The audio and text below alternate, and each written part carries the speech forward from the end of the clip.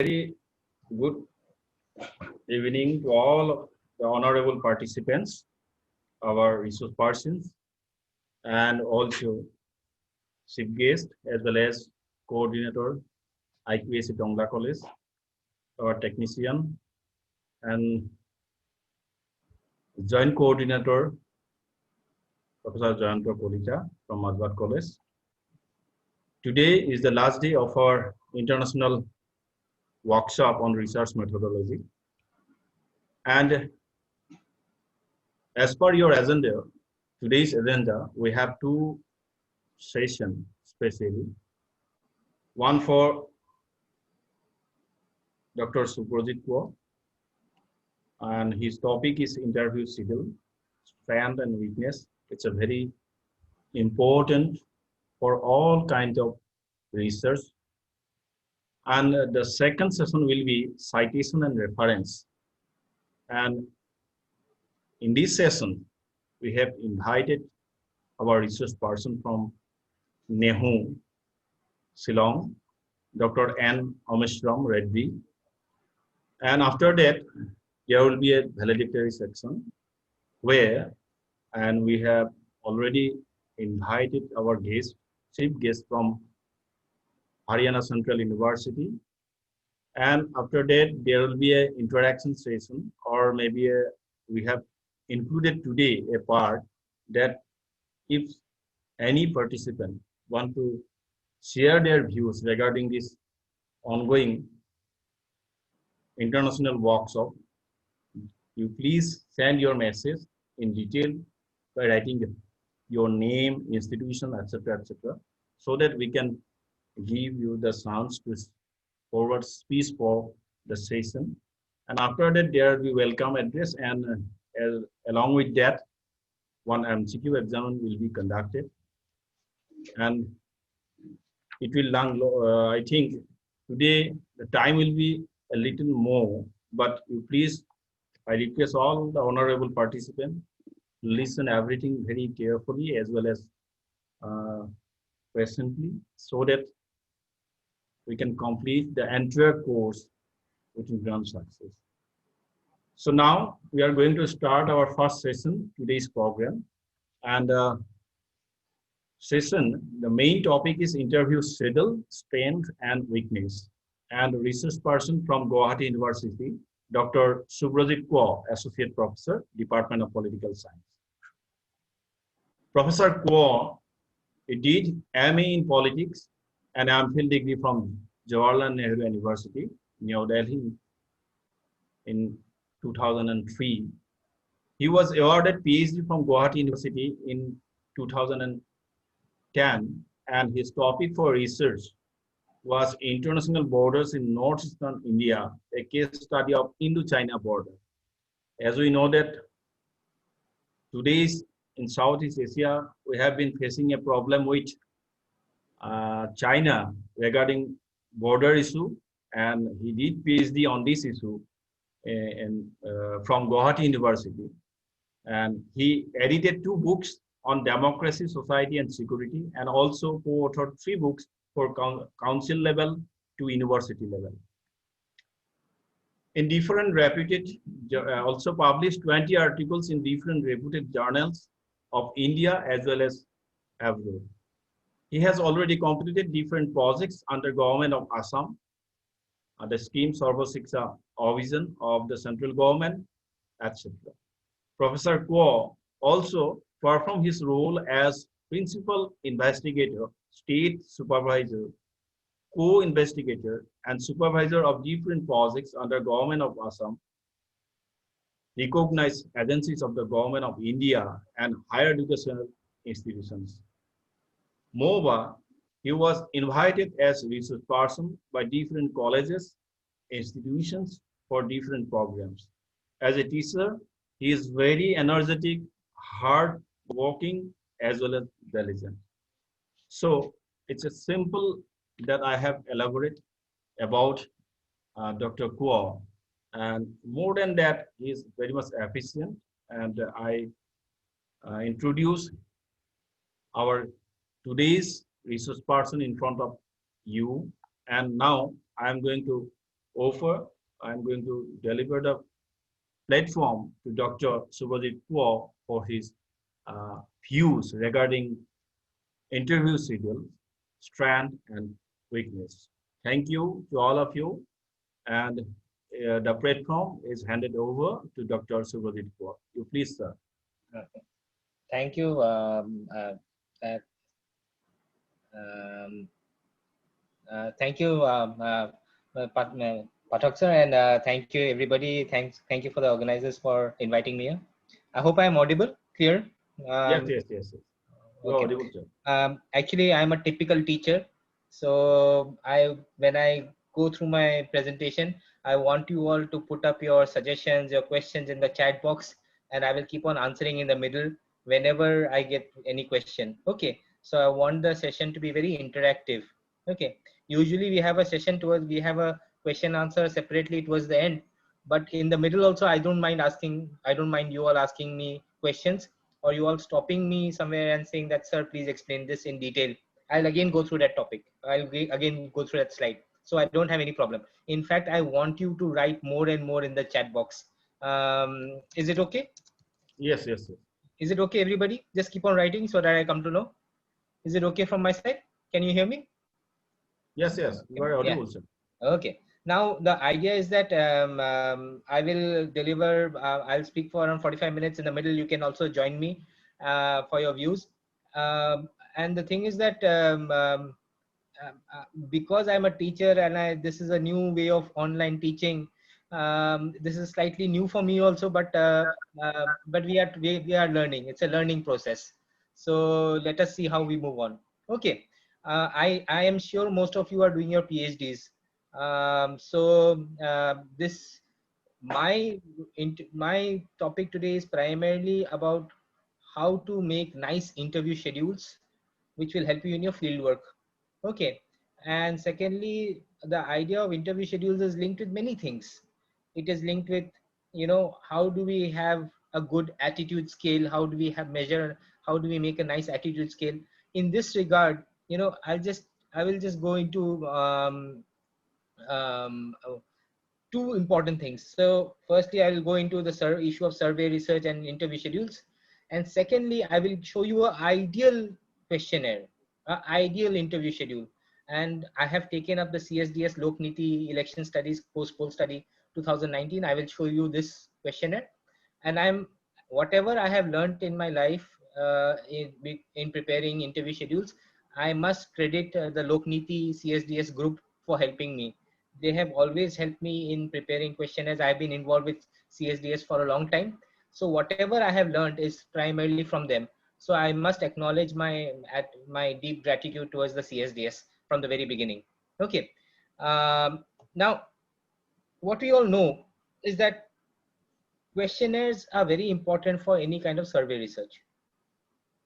Um, Surveys are a way of, collecting data about people. It tells us about preferences. It tells us about behavior. It tells us about thought. Survey plays a very important role in description, exploratory research. And um, in this kind of survey, the importance of an interview schedule becomes very important. Interview schedule or a questionnaire, whichever way you look at it.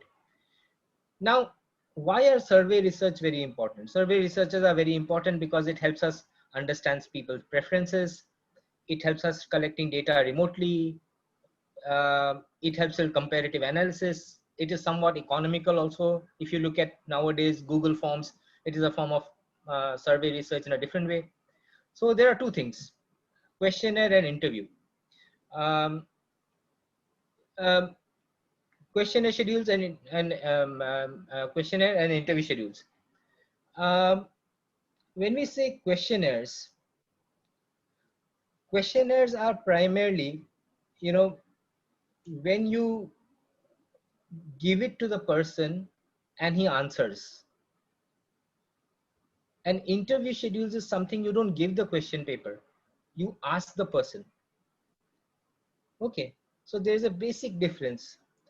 In questionnaire, you give it to the respondent fill it up, fills it up. But in an interview schedule, you don't give it to the respondent. You ask the question and the respondent answers. Okay. So broadly speaking, when we say questionnaires, there are different types.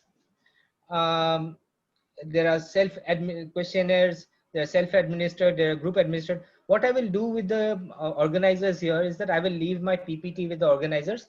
Professor Mintu Pathak can obviously give it in the group. I think I will leave it with you. So you please give it to the participants. Okay. Okay. Okay, sir. Now I'll go a little fast because I just have, I think, 1 hour to cover with you. So many things I will do a little fast, and I will just catch the main points. What we find today is that uh, when we try and analyze surveys, um, over the years, and especially now, web surveys have become very important. Web surveys, online surveys. Um, Now, I'm just asking you over here, can someone tell me the problem of online surveys? Please write your answers. What is the problem with online surveys? Someone please write down the answer in the chat box. What is the problem with online surveys? Nowadays, you have so many surveys on online. What is the problem over here? Can someone just tell me? Anything? Difficulty in understanding the question. Network, yes, that's a problem. And what else can be the problem? Range, in what way? Jemko has said range.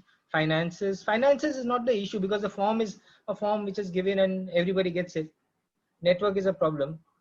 Maybe not true. Okay, more answers. Reluctancy, yes, reluctancy of the respondents. This is good. Okay, I'll tell you what's the problem. Now web surveys will be very popular with a certain group of people, maybe under 20, under 30, under 40. So web surveys may not be popular with a category which are above 40 years old.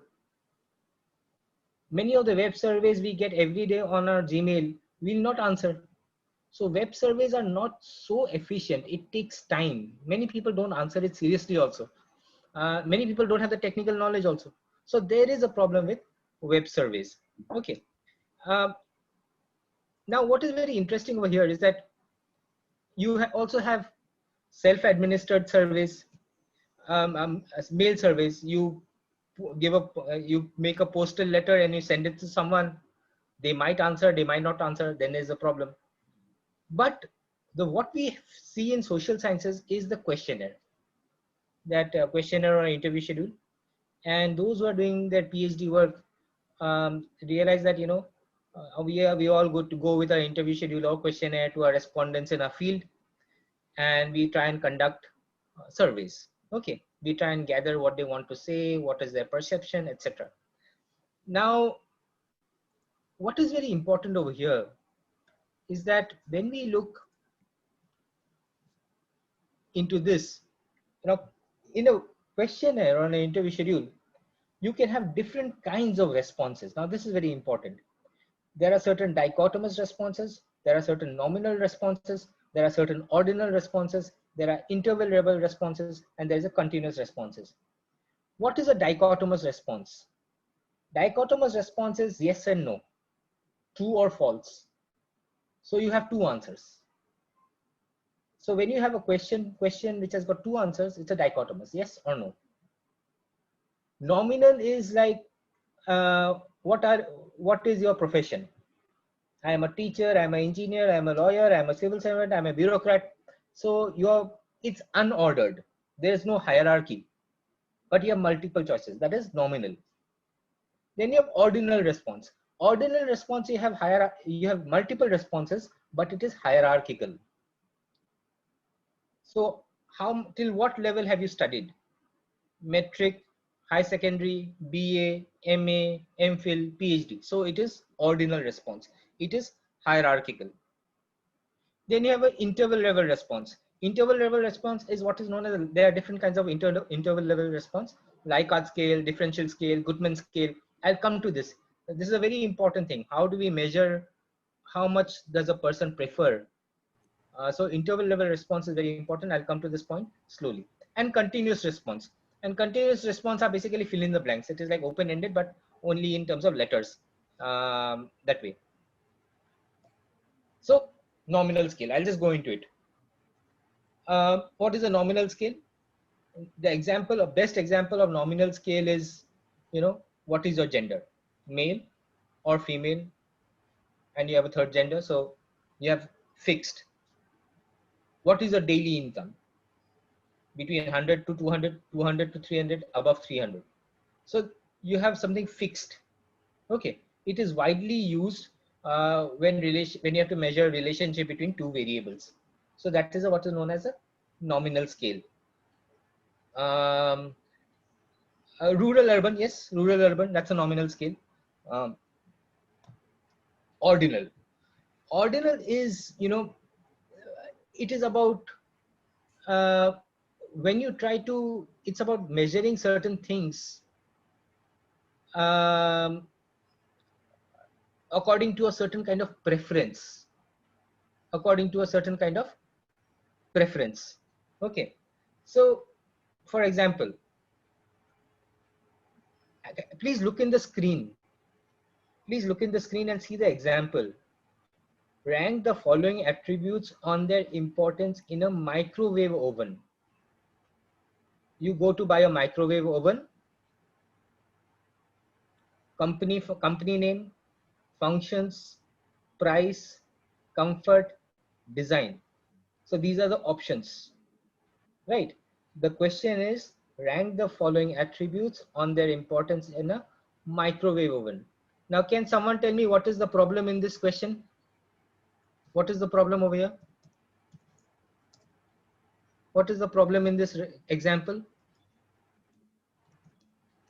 There is a certain problem. Can someone tell me? Please see the example. Can someone tell me? Couldn't see. No order. Yes, ranking should be different in terms of economic class. Not exactly, but what is very interesting is that, when you say rank the following attributes on their importance in a microwave oven, are you talking from low to high or high to low? That has not been specified. Okay, so you know it is ordinal, but it must be clearly attributed. It must be clearly mentioned that is it supposed to be from low to high or high to low. Okay, so when you go to buy a microwave oven, what is the most important thing? So that should be number one. Okay, so someone will say, for me, brand name is the most important thing. Someone will say function is the most important thing. Okay, so when you say rank the following attributes in their importance in the microwave oven, like you don't know from lowest to highest or highest to lowest. So that's a problem over here. Now, then there is what is known as the interview scale, interval scale. Now, interval scale is like, um, it is a range. It is a range. 1, 2, 3, 4, 5. If you go back to the earlier one, there was no range. Everything was just about what do you want first, or what you higher to lower, lower to higher. If you go to here, if you go to this one, it is like, it is a range. 1 is the lowest, 5 is the most highest. So everything has a certain kind of numerical number attached to it.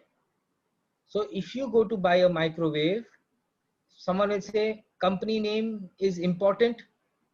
It should be very well known. So he will go 5. Okay, he will go 5. 1 second, let me just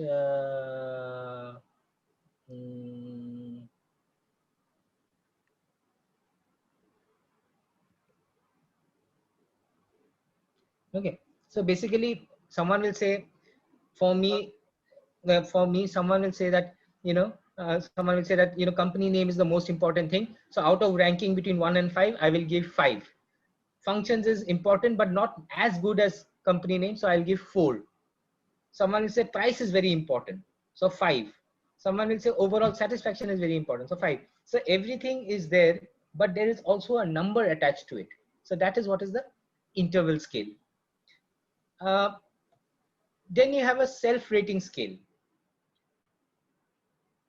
So self-rating scale is that, the respondent himself places a certain thing on a certain scale. It is not fixed according to according to the interviewer, but someone will say that where how important is a Nokia mobile phone for you? How important is Nokia for you? Nokia, someone will say it will place somewhere in 5, maybe 1, maybe 7. So it depends. So you place it wherever you want. Okay, it's like a scale. It's flexible. It's for the respondent to rate the object. Okay, unlike here where you are already having a fixed kind of number. Okay, so here you can just go 1, maybe 3, maybe 6. You can place it wherever you want. Okay, so that way. Now this is very important. In most interview schedules, you will have a Likert scale. And Likert scale is a scale which is about, it's a scale where it's a scale which is about range of statements. Strongly agree, agree, indifferent, disagree, strongly disagree. So if you have a question that how adequate has been the government, if the question is that has the government done a good job in fighting the coronavirus? You can strongly agree, yes, it has done a good job. Someone will say it is strongly disagree. So it is like a scale, it is like a reference, it is like a wide range of statements, and you go according to a certain scale. Are you all following? Are you all following? Yes. Are you all following? Please someone answer. Do I have to? Okay. Yes. The idea is that I'll just go through again. Nominal scale is gender, male, female, income. It's clearly divided. You don't have too much of choice. Ordinal is about ranking. Lower to higher, higher to lower. It is about ranking. Interview scale is also about ranking. Interval scale is also about ranking, but there is a certain numerical number attached to it. Okay. Self-rating scale is that the respondent himself puts a number to it.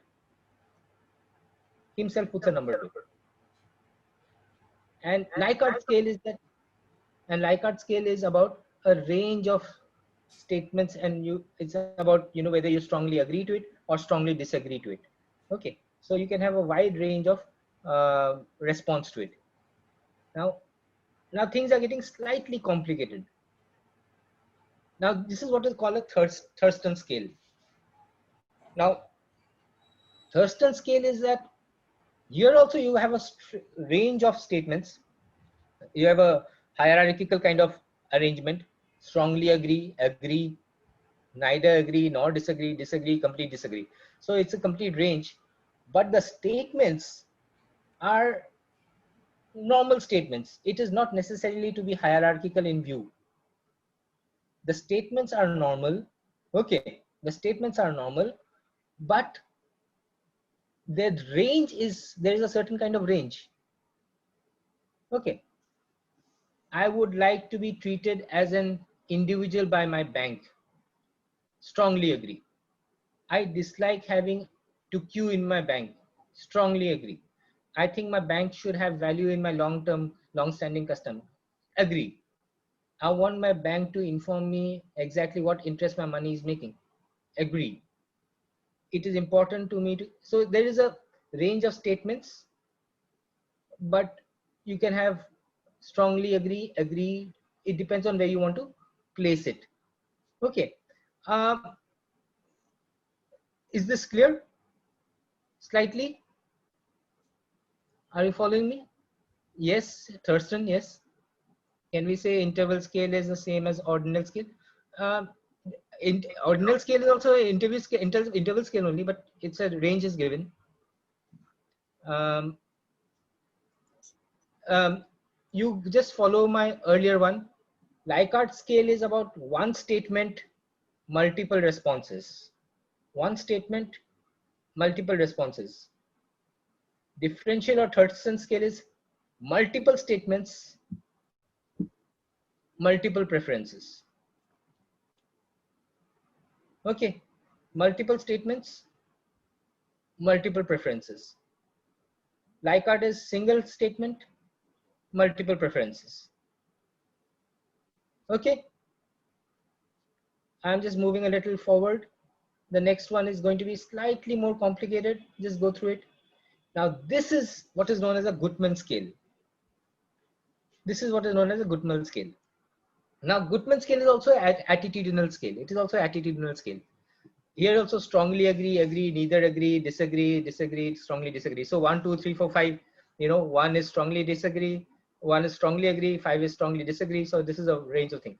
But what is very interesting over here is that the statements, if you look at it, it is very much hierarchical. It is very much hierarchical. So the statements are hierarchical and the preference are also multiple. I'll just go to my earlier one.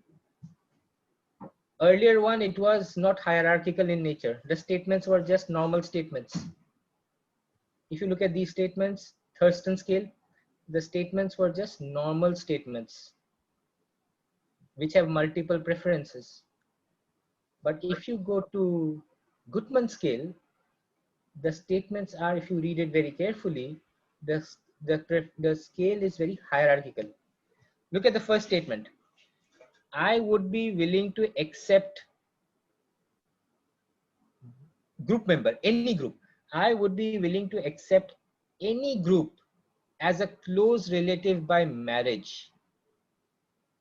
Okay, that means let's say I would be willing to accept any group. Let's say I would be willing to accept any Hindu or any Muslim or any Christian as a close relative by marriage.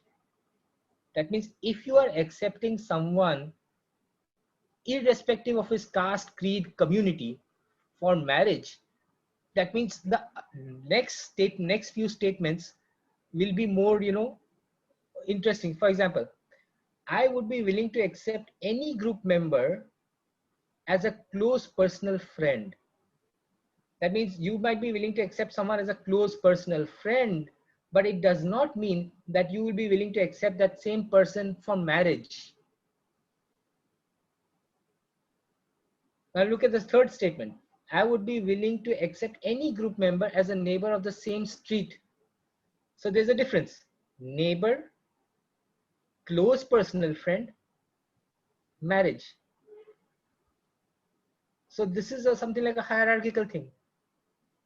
So all these statements, it's like a scale in its own way. It is like a scale in its own way. And every statement has, strongly agree, agree, neither agree, nor disagree, disagree, strongly disagree. Okay. So if you are saying that I would be willing to accept any group member as a close relative by marriage, strongly agree, well, number one. Indirectly, it also means I would not exclude any group member from my country, would not. 5. Indirectly, it will be something like this. It will be cross. Okay, so what is very essential over here is to realize that this is a range of statements. These are a range of statements, but all these range of statements are hierarchical in nature. Unlike the unlike the earlier one. If you look at the Thurston scale, there is no hierarchy in statements. There is only hierarchy in preferences. But here, you have hierarchy in statements as well as in preferences. Are you following? Following? Yes. Are this interlinked? Yes, of course. Gutmann scale is related to a certain group of its similarity in nature. It has to be about similarity in nature. Are you following? You get the difference between Gutmann and Thurston? Thurston, Gutmann, differences? Clear? I'll just go through again. This is very important because you will keep on requiring it while you're doing your PhD research work. Okay, I'll just go through this again. Nominal is male, female, income, etc. Ordinal is about hierarchy, ascending order, descending order, whichever way. Interval is also about ascending or descending, but it's about rankings. Okay. Self-rating scale is also like a scale which you place according to yourself. Likert is strongly agree. It's about preferences, wide range of preferences. Differential and differential, or what is known as Thurston scale, is about multiple statements, multiple preferences.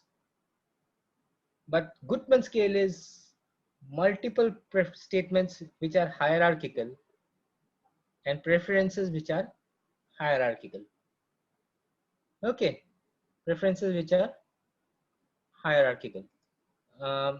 Wait, let me, sir, can we say that Gutmann scale measures how much positive? Yes, exactly. It is about how much positive or negative we have a person towards a particular topic or towards a particular community or towards a particular issue. It measures exactly this thing, positive and the negative, the wide range of response to a issue or a person or a community. How do we see it? So it is about measuring, you know, how do we see a person, positively or negatively? So that way.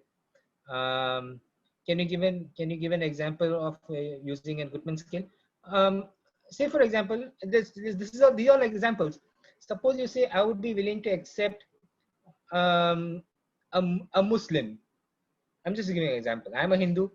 So I would be willing to accept a Muslim as a close relative by marriage. That means I am open to marrying a Muslim by marriage. Okay. The next one is I would be willing to accept a Muslim as a close friend, but maybe not marriage. I'm just giving an example.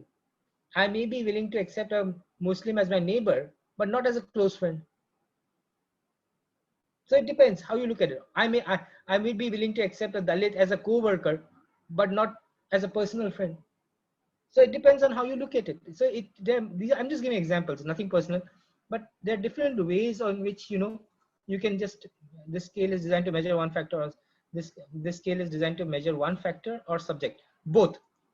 It measures one subject, and there are multiple, it's a wide range. Okay, so you can do both about it.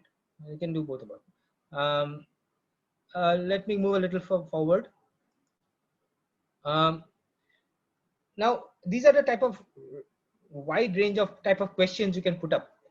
Now, what is very important is that when you're doing questionnaires, as I said, there is bound to be certain problems, and certain questions, if you have poorly worded questions, you will have poor responses. If you have poorly worded questions, you will have wrong answers. So having the right questions and asking it in the right manner becomes very important. So what we find today is that few things have to be taken care of. Is the question clear and understandable? Survey questions should be very simple language, no jargon. It should be understandable to all. Survey questions should not be negatively worded, should not be negatively worded. Should not. The word not should not be there in the survey question. It creates a problem. Okay. So that way, the question should not be ambiguous. Suppose I ask the question,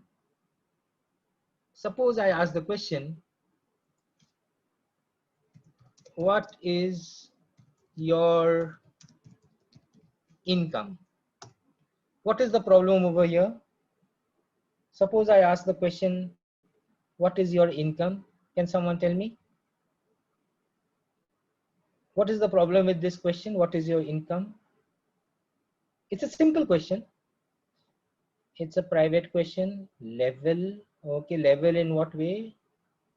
It may hurt one ego. That is very interesting. I'll go to this slightly soon. Monthly, monthly, annual, don't want to share. Okay, very interesting answers. Monthly, monthly or annual. Good. In between. Okay. Now the problem is that when you say what is your income, the problem, it's a very simple question. What is your income? But it does not say what is your monthly income or an annual income or your household income. Is rent considered to be part of your income? So these are certain things which are ambiguous. Okay, so that is what it should be avoided. Do not have value laden questions. Do not have value laden questions. The government has been successful. Suppose I write this thing, government has been good in addressing the needs of the poor. Suppose I put up this question, government has been good in addressing the needs of the poor. What is the problem with this question? Anybody? What is the problem? Sultana Parveen, please. Yes. What is the problem? Government has been good in addressing the needs of the poor. What will be the problem over here in this question? Addressing the needs. Yes. And one more.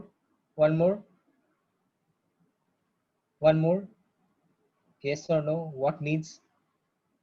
Who are poor? Yes. One more. What is another problem over here?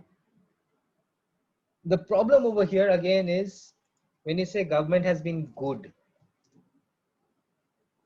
When you say government has been good or bad, automatically it's a kind of there's some problem in it. The government is telling the truth. When you use these kind of words, automatically there is a kind of a value laden interpretation to it. You don't know what is good. You don't know what is bad. It's all relative terms. Yes, exactly. These are all relative terms. So that is one of the problems. You should not use double-barreled questions. Double-barreled questions are two questions in one. If there is one question which has got two questions hidden inside it, then there's a problem. For example, suppose someone says that, are you good in hardware or software? If you say, are you good in hardware or software, then there's a problem because you're asking two things. Are you good in hardware? Question mark. Are you good in software? Question mark. So there are two things. But if you ask a combined question, are you good in hardware or software? Then there's a problem. Okay. So double-barreled things are to be avoided. One should not ask questions which are too general. Too general. Are you religious? It's a very general question. One should not ask questions which are too detailed. Something like taxation reforms or something like that, which people don't have any understanding. It's no point asking. Okay. You should not ask questions which are too presumptuous. Suppose you win, suppose you win, it's presumptuous. Presumptuous is, suppose government cuts taxes, you will have extra money. you should not be presumptuous. Maybe you won't have extra money. Maybe in spite of government cutting taxes, maybe because you'll have some other expenses coming up. That way. You should not use too many imaginary questions. Basically, when you do a questionnaire, there are several things you need to be taken care of. You know, it cannot be, it has to be understandable. It cannot be negatively worded. It should not be ambiguous. It should not be value laden. It should not be double barreled. It should not be too general. It should not be too detailed. Is the question presumptuous? Is the question imaginary? Um, do the respondents have enough information to answer the question? That is very interesting. Now what is very interesting is that I'll tell you from my personal experiences. Now when we were doing these surveys for the CSDS in the different villages in Assam, and we were asking them about the CTBT, we were asking them about foreign policy analysis. Nobody knew anything. Okay, so even the respondents should have the information. Okay, so that is a problem. Now what is very interesting is that when you do a questionnaire, the sequencing becomes very important. The question is, do we ask the hard questions first, or do we ask what do we ask first? It's very simple. You should always ask questions which are comfortable first, easygoing questions first.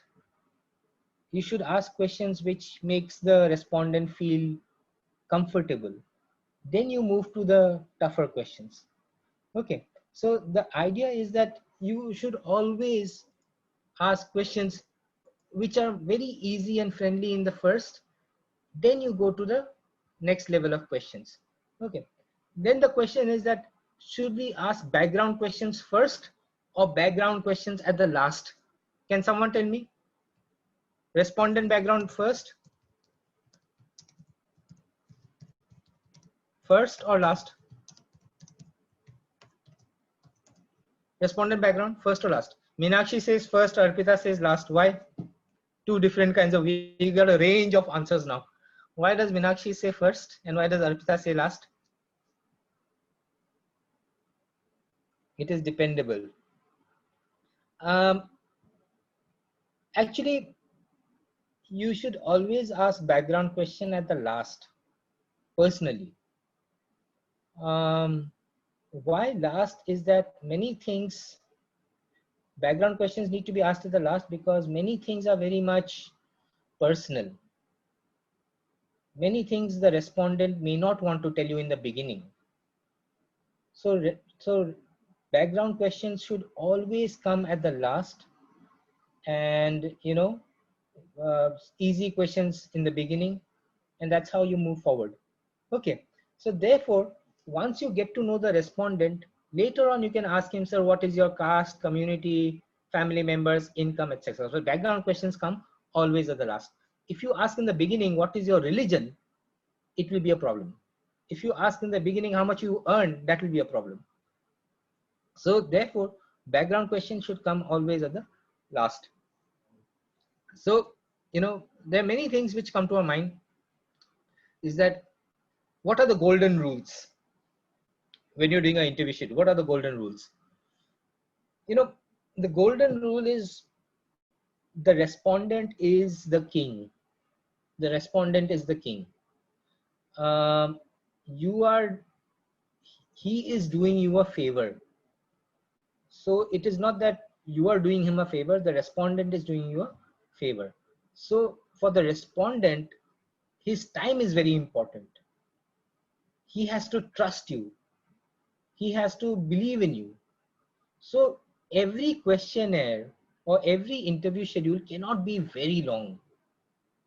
Maximum 10 minutes, maximum 15 minutes. Then the respondent gets bored. So anybody will not give you more than 15 minutes. So you have to be very careful about time.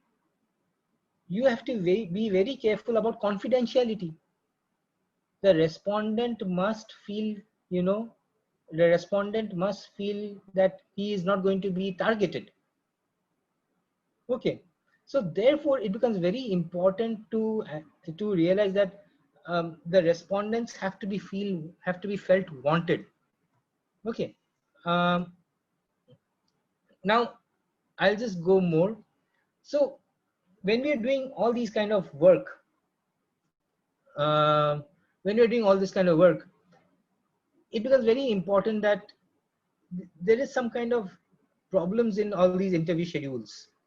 And you have a non-response bias, you have a sampling bias, you have a social desirability bias, you have a recall bias. So you have lots of problems in interview schedules. Okay, non-response bias means that um, uh, two people have raised hands. Sir, to win confidence, comfortable, easy to ask them personal questions. Yes, we will have to ask them personal questions. Avoid leading questions. Yes, we have to avoid leading questions. Um, uh, Non-response bias is that when you send a survey or an interview schedule by post or by mail, you are not going to get too many responses. If you don't get too many responses, that means the people are not interested in your survey. Okay, so there is a problem that very often you do not get the right kind of replies. Okay, so that's a non-response bias. Again, uh, there is a sampling bias. There may be problems of sampling bias. Some people will be comfortable answering on the net. Some people will be comfortable answering over the phone. Some people will be comfortable answering over the face to face. You know, so sometimes um, it depends on what category of people you are asking. Okay, so there's a sampling bias involved invariably. There's a social desirability bias. So very often, you know, respondents won't give the right answer. Issues of marriage, issues of sex, issues of income. Very often you do not get the right answers. Okay, so if you're doing on social relations, you might not get the right answer. If you're doing on domestic violence, you might not get the right answer. So there is a problem with, you know, interview schedules over here. Recall bias. There is a problem. There is a recall bias, and that means you cannot ask questions which are, say, 5 years ago. What happened 5 years ago? What happened 10 years ago? People have got a very limited memory. So, you know, you have to be very careful about all these things. To summarize, the summarize is that uh, why do we have errors in our, you know, in our sampling? Why do we have errors in our questionnaires, in our results? It's primarily because respondents' failure to understand questions. The respondent didn't understand the question, therefore he gave a wrong answer. There was no effort or interest on the part of the respondent, or the respondent was unwilling to accept certain things, or if, you know, there's a recall bias. There may be a problem of wording. So all these things are there. So when you have a interview schedule or a questionnaire, you have to be very careful. It cannot be too long. All these biases have to be addressed. Non-response bias, sampling bias, social desirability bias, recall bias. It has to be addressed. Now, what is very interesting is that very often, you know, you don't get the right kind of responses. You don't get the right kind of answers. So you might have to give an advance notification. Sir, we are coming again. Please help us with anything. Sir, we have come in with our consent letter from our guide. Please help us. Sir, if you answer our questions, we will give you this incentive. Sir, if you answer our things, we will treat you, we will not give your name in public. So confidentiality, privacy, incentives, endorsement, you know, all these things become very important. Um, yes. Um, this bias, okay, sometimes design of study leads to bias, data collection procedure sometimes leads to bias. Yes, there is a problem, definitely, which are social desirability, which I said, you know, issues of social desirability. That is a problem. When you have questions on sex, when you have questions on domestic violence, when you have questions on adoption, when you have questions on contraception, you are bound to face problems. So therefore, all these things become very important. So I will share my mailing address with you all. That's not an issue. Income. Many people, suppose someone is earning 1,000 rupees. You ask him how much are you earning? He'll say I'm earning 10,000 rupees. So there is a problem. You know, many things person is not comfortable giving. So you have to be very careful regarding wording of the question. You know, you have to make that person feel wanted. You have to make the respondent feel look, my views are going to be counted. Okay, that I matter. That feeling has to be brought in into the issue of respondents. Income slang, yeah, that may be a problem. So therefore, all these things.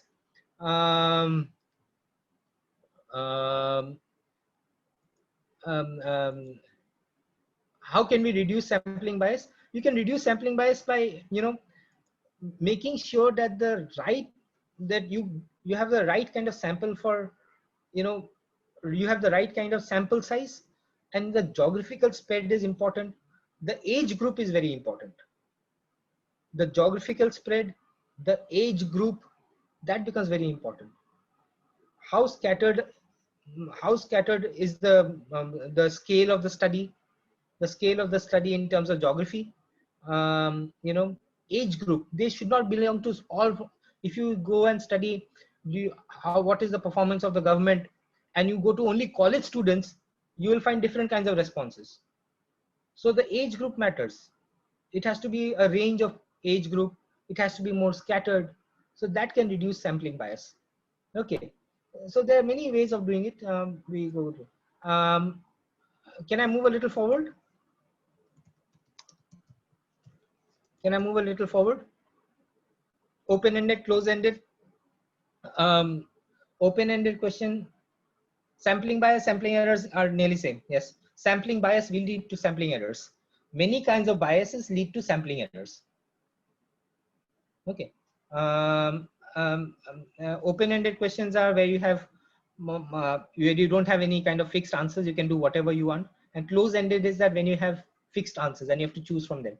So that way. Can I move forward? Now, what I will do is that I will show you an ideal questionnaire. Okay, ideal. Um, when you make a questionnaire before going to the field, you have a look at this questionnaire, how detailed it is, how it makes maximum space, maximum use of its space. And I will show you right now. Okay. Okay. Okay, 1 second. Let me just go to my second one.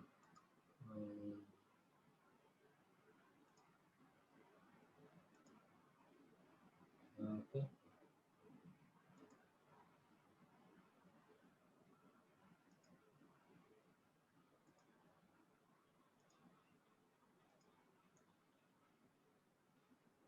Okay. Can you all see the screen?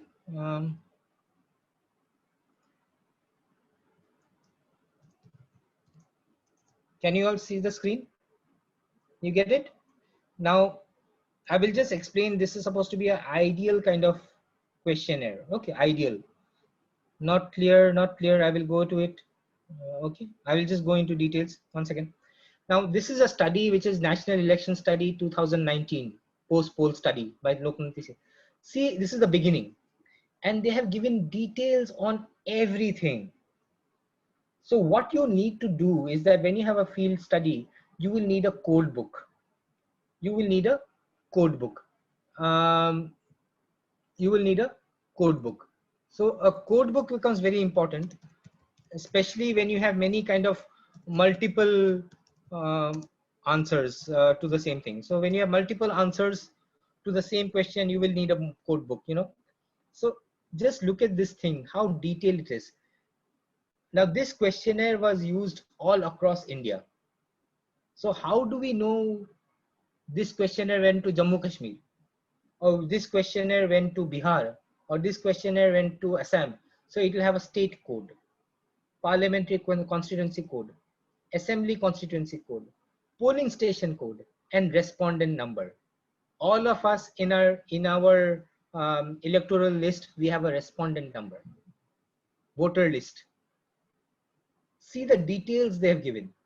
So every time you know that this is a respondent in this urban or local, in this polling station, under this assembly constituency, in this parliamentary constituency, in this state. So in the end, when all the interview schedules are mixed up, yet you know where does where is this answer coming in from. Okay, so it has to be very detailed from the very beginning. Okay, now this is the next part, confidentiality. It is very important to tell the respondents that where you have come in from. Where you have come in from. I have come in from Guwahati University. I have come in from Delhi. I am coming here to do a survey. I need your permission. You will not be at risk. Your confidentiality will be maintained. You will not be harassed. That thing has to be informed. Okay, so just look at this detail they are giving in. So introduction and statement of informed consent. Now this becomes very important. Okay, now when we go a little deeper, we find that very often what happens is that the person who is in charge of the overall work, he himself does not go. He sends various field investigators. So there is one in charge, and he will have 4 or 5 field investigators. The 4 or 5 field investigators will go to the field. So even for them, there must be certain kind of instructions. Okay, close-ended. Be careful of close-ended, open-ended. Do not read out options like no response, don't know, can't say, not applicable.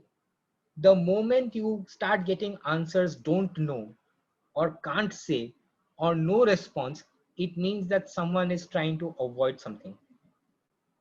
Okay, or people are not comfortable with the topic. Okay, so you have to be very careful about when you go to a field and you start realizing that you suddenly get lots of no, don't know, don't know, don't know. That means something is wrong with your questionnaire, or something is wrong with your wording, or something is wrong with the topic. Okay, so don't know, if the moment someone says don't know, it means that you are asking the wrong question to the wrong person. There will be a sampling bias. There will be a sampling problem. Okay, so don't know, no response, can't say, that means there's something wrong somewhere. So as much as you can, you should try and avoid this thing. Okay, so as I said, you start with the easy questions first. Easy questions. What is your age? Okay, you should always make questions which are easy, make him feel comfortable. You know, what is your age in completed years? Someone will say, I am 17 and a half. I am 25 and a half. That is not the answer. How much you have completed? So 25 and a half means you have 25. So that becomes very important because you don't know whether you're going to be 26. So number of completed years. So these are very easy. Up to what level have you studied? What level? That means if someone says, I am studying BA, you don't know whether he's going to complete BA. So his level of study will be higher secondary. Okay, so what is the last level up to you have studied? Okay, now this is very interesting. They don't ask what is your income directly. Because when you say what is your income, as I said in in one of the things, someone will say wrong, someone will give a wrong income. Someone will say, I don't have any idea. Should I give my income, wife income, family income, rent? Should I include it? Monthly income, yearly income, what do I give? So there's another way of asking it. What is that way? In financial condition you are placed today, on the whole, are you satisfied or dissatisfied with it? Okay, that means in what financial condition are you placed today? Are you happy with what you have? Are you not happy with what you have? Probe him a little bit more. I'm fully satisfied with my financial condition today. That means he's okay. He's happy with whatever he has. Okay. Now, what is very, so these are certain questions which you go gradually, you move from easier questions to slightly on the tougher side. Now, this is what we have. Scales, the scales start off. How often do you watch newspaper? Often do you watch news on TV? Daily, sometimes, rarely, never, no response. Okay. How often do you read news on the internet? Daily, sometimes, and you keep on writing it in the middle. You keep on writing in the side boxes. Now, the key to a good interview schedule is that all the boxes need to be filled up. If the boxes are not filled up, your data interpretation will be wrong. You will go wrong in your data interpretation, especially if you use SPSS. Okay, I am sure most of you are using SPSS, or some of you will be knowing how to use SPSS. Do you know how to use SPSS? The software, Statistical Package for Social Sciences. Anybody ever used it? Anybody? Has anybody used it? SPSS, statistical. Yes. Now this is very important package for social sciences. The idea is that if your boxes are not filled up, you will have problems with your SPSS. So data interpretation will be a problem. Okay. So therefore, all the boxes need to be filled up. Okay. So SPSS, if someone, I'm sure Mintu sir can arrange for us next package on next workshop in SPSS one time, maybe after 2-3 months, whenever. But I think this is a very nice idea to have a SPSS workshop also. But anyway, so the idea is that you move from easy questions to tougher questions. Okay. Now, how often do you use the following? Facebook, Twitter, WhatsApp, Instagram, YouTube, many times a day, once or twice a day, sometimes. So these are all scales, but this is not hierarchical. But these are not hierarchical. But the responses are hierarchical. Okay. So now what is very, very interesting is that if you ask in the beginning, did you vote? They will say yes or no. But whom did you vote for? That they will not answer directly. Especially in political science, when you go and do a survey, did you vote? You will get yes or no. That's not the problem. The problem will start when you say, whom did you vote for? Okay. So can someone tell me what is the alternative?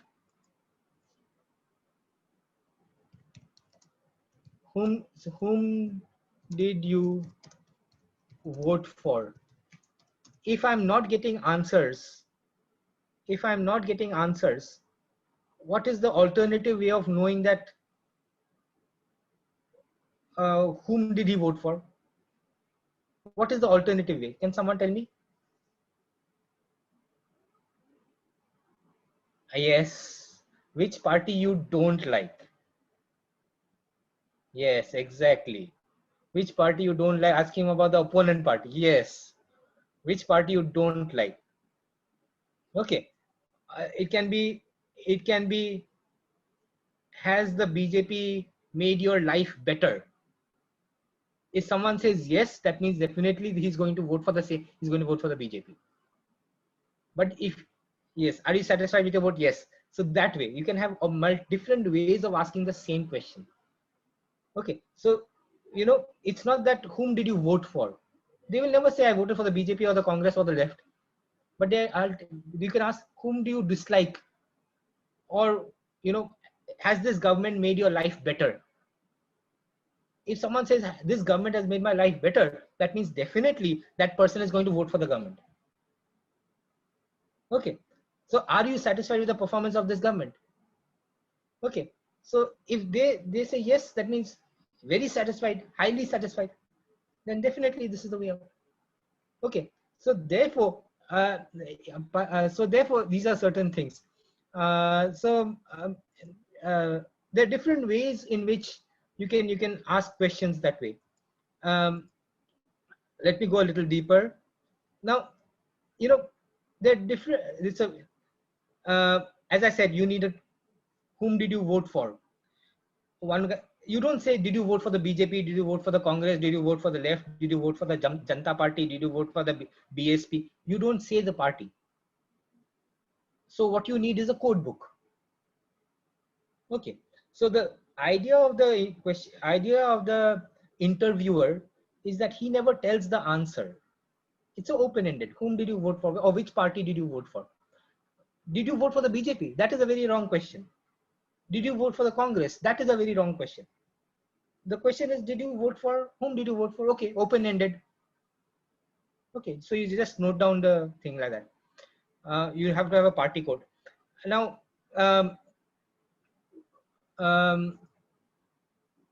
now when we look a little deeper, now this is very important. Okay, as I said, is there any political party you feel close to? Whom did you vote for? Is there any political party do you feel close to? Yes or no? Okay, if yes, kuntu party logar apni bhal paye nahi. You're not asking him which party he voted for. You're only asking which party he is closely associated with. So there are different ways of probing certain things. Okay.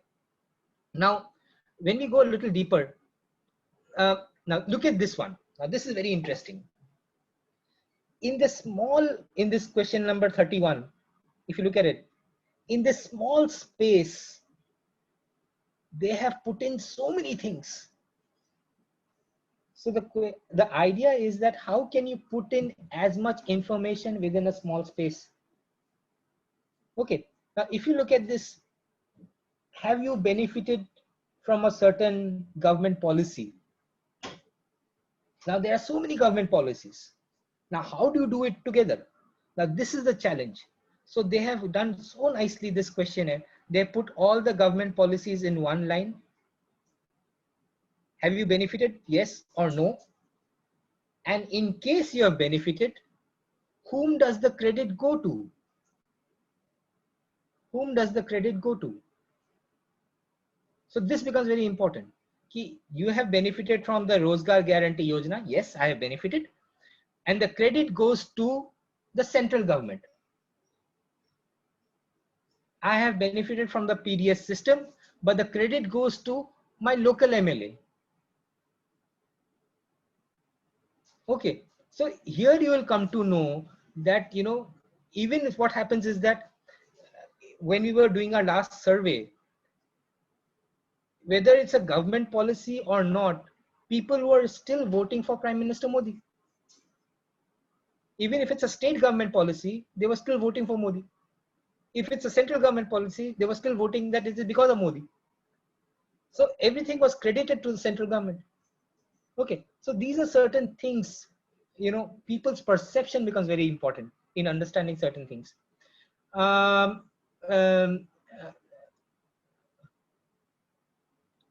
many questions are suitable for an ideal question? There is no certain limit, but the problem is that it should not be more than 15 minutes. It should not be more than 15 minutes.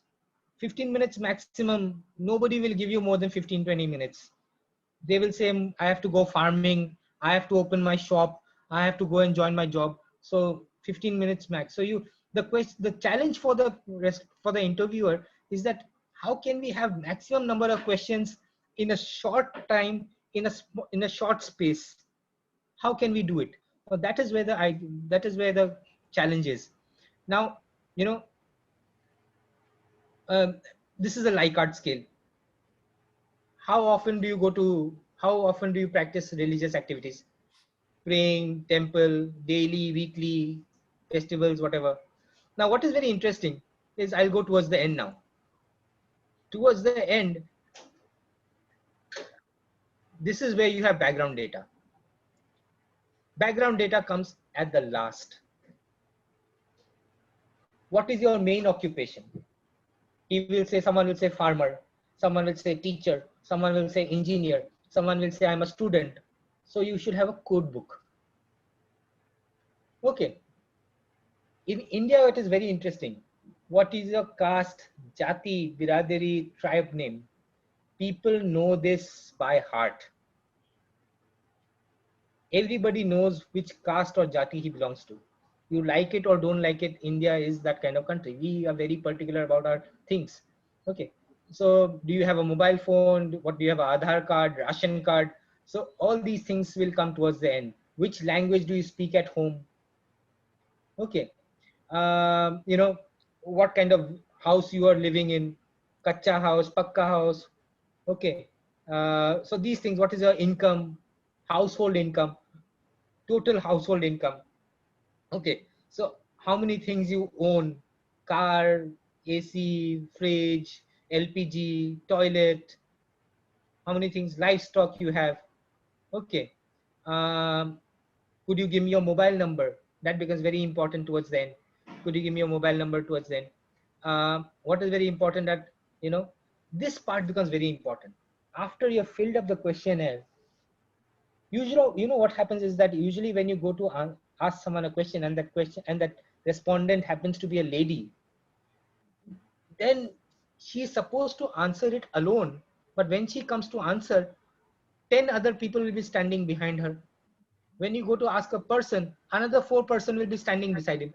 Rather than he answering, his friends will answer. Hey, aise bol, aise bol, aise bol. Okay. So rather than the lady answering, it's the husband that will answer. Okay. So you have to be very careful, you know, in realizing that, you know, who all are there next to that respondent. Okay. Is he or she feeling comfortable with your answers? With the answers she's giving? Is he or she giving answers out of fear? That feeling becomes very important. And as a interview, when you're conducting the interview schedule, you come to know immediately. You come to know immediately when you're doing it. When the lady keeps on looking at someone else to answer, that means she does not know, she's under pressure. Okay. Or if a guy is constantly being promoted by others, "Eh, aisa answer kar, aisa answer kar, aisa nahi hai," then there's a problem. So you have to be very careful regarding how you're going to answer things. Okay. So that's how you do the thing. So hopefully, you know, I will leave you here, and now we can have some kind of question answers. If you please write down your questions, I'll try and answer. I hope you found my presentation interesting. I hope you found my presentation interesting. I will just I'm open for questions. Mintu Pathak can Yes, sir. direct the Thank you, questions at sir. me. And Thank you very much, sir. You have presented a very important issues regarding research, especially when someone will go to collect primary data. Definitely, these serial, if they give much more importance, they will be benefited definitely. And I think most important it is interview schedule. Preparing interview schedule will definitely be most important tools for data collection. And if there is no accurate knowledge for this type of interview schedule, then whole the entire, or we can say that the entire research will be failed. Definitely, your presentation is very nice, I think, and our all the participants they will be benefited. And now is the time for you and the participants to interact among yourself. And if there is any doubt from anyone, then they can raise their question in front of you. please write it in the chat box. I will also answer in the chat box. Hello, Yeah. hello, Yes, sir. I will share my email. Please write down my. Uh, Hello, sir. uh, Am I audible? yeah, you're audible. Yes, yes, yes. So I have a question, sir. Yeah, So yeah. actually, my question is, sir, if I want to know about the problem faced by the street vendors about Hmm. the, I mean, problem of road congestion. So Hmm. I have faced some problem that whenever I am tried to ask some question, they have Hmm. become irritated because of the surrounding condition. So Hmm. that's why I failed to gain some information. So Hmm. I want to know that if in that condition, is it okay to observation is better than asking See, question? there are many things which people are not comfortable with. Okay. Now, street vendors themselves, they might be doing something. They are not legally street vendors, right? So when someone is occupying the footpaths, doing things, they might feel intimidated. So that's why they are not answering directly. Okay. Now the issue is that, you can ask them when there are no people around, or you can ask them, when they are about to pack up or things like that. Uh, they also fear that suppose we answer certain things, um, uh, will the police come to know? That fear is always there. Okay. So therefore, my idea is that don't make it too much quantitative. When you realize Okay. that there are problems, street vendors, children, women, the scheduled caste or minorities, when you're dealing with these kind of issues, or domestic violence or sexual harassment, when you're dealing with these kind of issues, you can always go in for qualitative research. Okay. Okay. So you can always have a mixed methodology which is there. Okay. It's not necessary to always have a quantitative, 200, 300 respondents. It's not necessary. You can have 200, 300 respondents if you're going to a big market and you go to all the shopkeepers. Are you happy with GST? Suppose you're doing a survey on GST. Are you happy with the economic reforms? Are you happy with the GST, etc.? Then you can do it from shop to shop. You go because the shops are legalized. They're paying taxes. They don't mind. They will answer. But if you go to street vendors, then they will face problems. So I suggest is that you just you just go a little easy on them, take them into confidence, make it a mixed survey, make it a mixed So we methodology. have to keep in mind their mental conditions, sir, also, Yes, yes, right? exactly. They are under so much of harassment. They are facing so many problems. That will be a problem. Okay. Yes. Any more questions, please? Okay. Thank you, sir. Thank you very Okay. much. I will circulate this PDF. I will circulate the PDF and circulate the PDF and PPT. Um, so PDF and PPT I will give to the organizers. I will give it to them. So that is not the problem. I'll give it to the Mintu Patak sir, and he will give it to you.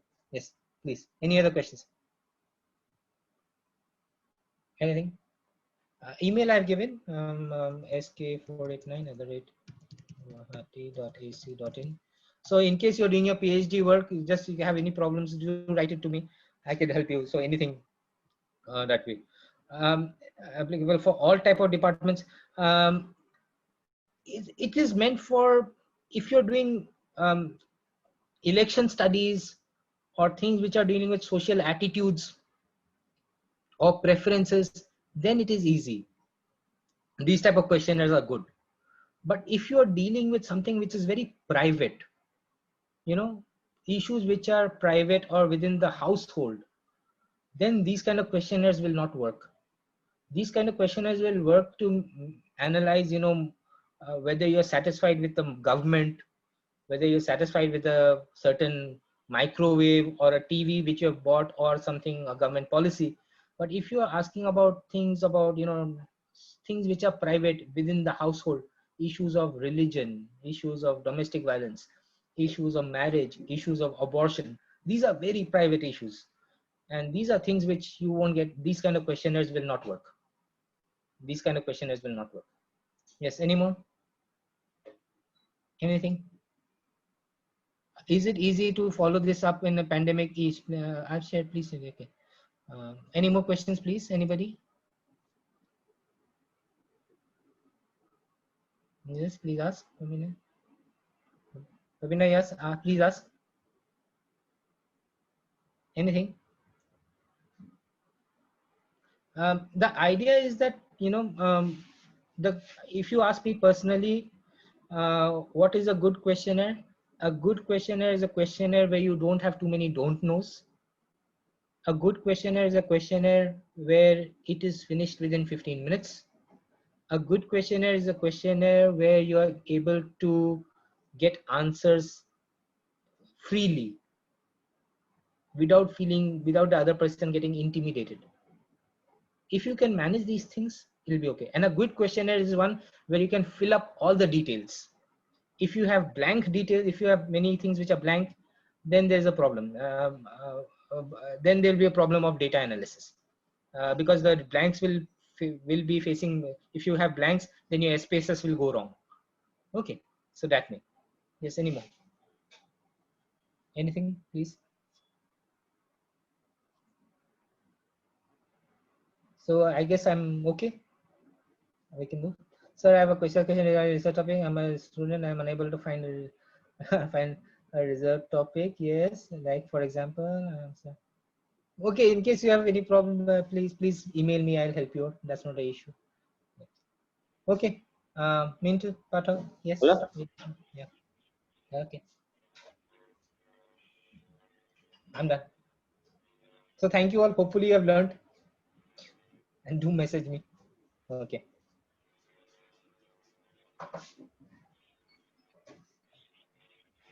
Unmute. Ask to unmute. Hello. Am I audible now? Yes. Yes, sir. A nice presentation that has been presented by you, and I think the whole entire topic that has been selected by you and presented by you will be benefited honorable participants, and also systematically analyzes all the tools which are necessary in especially to prepare interview schedule, and hope that we'll meet again in you at to another dinner or workshop, especially on SPSS or research methodology, and we'll try to do it that. And again and again, from our side, from both the coordinators as well as both the college, we offer thanks to you, and nice to meet with you and all the honorable participants. I request that there will be another session after a few minutes, and you be ready. And second session is will be very interactive, and after that there will be we are going to share MCQ, and also some participants will be allowed to say something regarding our whole workshop that has completed or will be completed today. And there will be a chief guest from Haryana Central University, as well as the entire procedure will also be conducted with your kind cooperation. So thank you, sir. Thank you very much. And thank you, honorable participants. Again, we will join after 5 minutes. Thank you to Okay. all. Thank you. Thank you.